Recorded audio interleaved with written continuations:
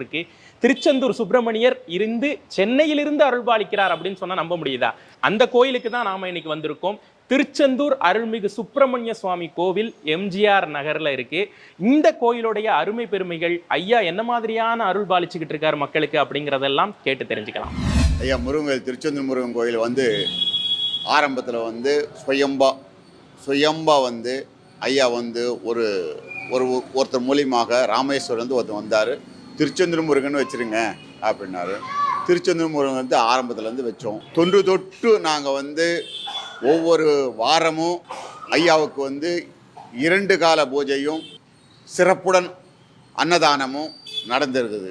உத்தரஸ்தானம் இல்லையா கொடுத்துட்றாரு, எடைக்கு எடை போடுறாங்க. அது மட்டும் இல்லாமல் ஒவ்வொரு சஷ்டிக்கும் ஒவ்வொரு விழாவுக்கும் முருகனுடைய பெருமை மிக மிக மிக மிக சக்தி வாய்ந்து இருக்குது.